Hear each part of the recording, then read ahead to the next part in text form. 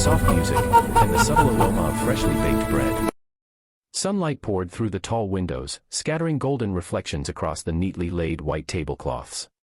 It was a normal weekday afternoon, but for Anna Muller, it felt like another test in a life already full of silent battles. She adjusted her apron, brushed her trembling hands on it, and forced a polite smile as she approached a table that would soon change everything, not just for her, but for everyone who witnessed what was about to unfold.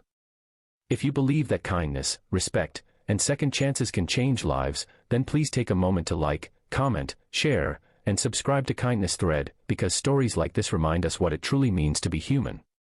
Anna had been working double shifts for weeks at La Maison, an upscale restaurant where the wealthy came to flaunt their fortunes and the servers tried to disappear into their uniforms. Her mother's hospital bills had been piling up, and her younger brother needed tuition fees she couldn't afford.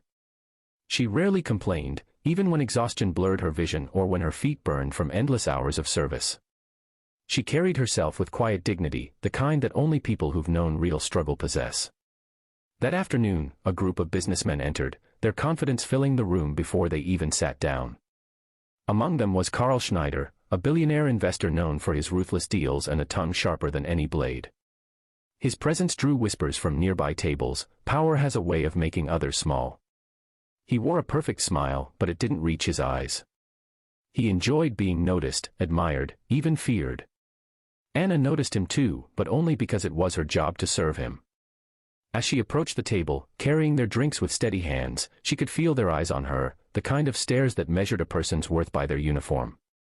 Carl leaned back in his chair, speaking in fluent German to his companions, assuming no one around him understood. His tone dripped with arrogance as he commented on the waitress's shaky hands, and how clumsy poor people look when they try to act graceful. Laughter erupted around the table. The sound stabbed through the air like a cruel echo. Anna froze for a second, her heart pounding. She understood every word. After all, she wasn't just a waitress, she was a former language student who once dreamed of becoming a translator. But dreams don't always survive reality. After her father's death, she had to drop out of university and take whatever work she could find to support her family. She wanted to walk away. She wanted to pretend she hadn't heard it. But something inside her, a quiet, unbreakable strength, wouldn't let the moment pass. She set down the drinks gently, took a deep breath, and turned to Carl with calm eyes. Then, in flawless German, she replied, her tone steady, her words measured, and her voice carrying the quiet authority of someone who had nothing left to lose. She told him that respect doesn't come from wealth, and intelligence doesn't come from status. She reminded him that the language he used to belittle others was one she had once studied out of love, not to show off, but to connect with people. The laughter at the table died instantly. The room seemed to hold its breath. Carl's smirk faded. For the first time, he looked genuinely unsure of himself. His companions glanced at each other awkwardly, their confidence dissolving in silence. Anna didn't raise her voice or seek pity, she simply stood her ground with quiet dignity. Then she walked away, leaving a stunned billionaire staring at his reflection in the wine glass. For the rest of the meal, Carl said very little. The men who once laughed with him now avoided eye contact, their earlier arrogance replaced by unease. Something in Anna's words had struck deeper than she intended. Later, when he asked for the bill, he requested to speak with the manager.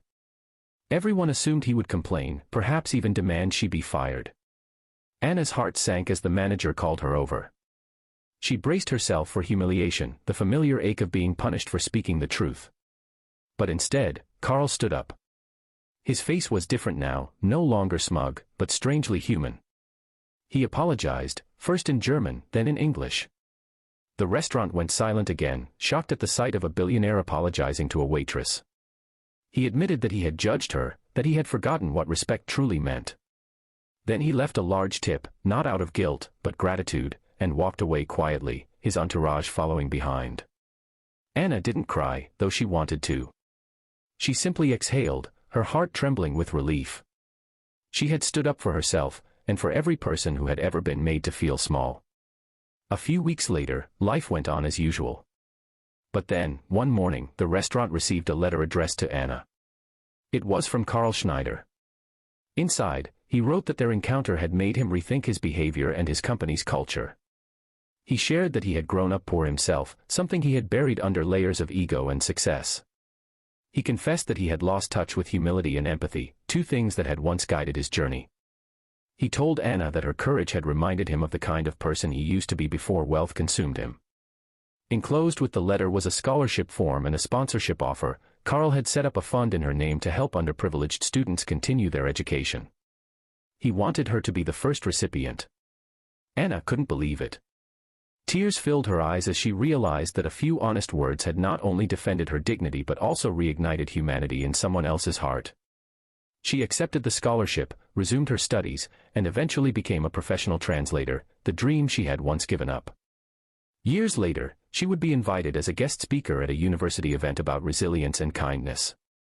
As she stood on stage, looking out at the students' faces, she remembered that afternoon sunlight, that restaurant, and that cruel laughter that turned into silence. She told them that kindness is not weakness, it's strength disguised as gentleness. And that sometimes, standing up with grace can change even the hardest of hearts. If this story touched your heart and reminded you of the power of kindness, please take a moment to like, comment, share, and subscribe to Kindness Thread, because the world needs more stories that heal and inspire. And before you leave, I have a small request: comment below what you would have done if you were in Anna's place. Would you have stayed silent, or would you have spoken your truth like she did? As the sun dipped low outside the restaurant that day, casting warm light across the empty tables, Anna stayed back a little longer, cleaning up as always. But this time, something inside her had changed forever. She wasn't just a waitress anymore, she was proof that dignity can't be bought, that words can heal, and that even a single moment of courage can echo through another person's life like sunlight breaking through a storm. And somewhere, in a tall glass building far away, a billionaire sat by the window, holding a letter with her name on it, and whispering a quiet thank you to the girl who reminded him that wealth means nothing without heart.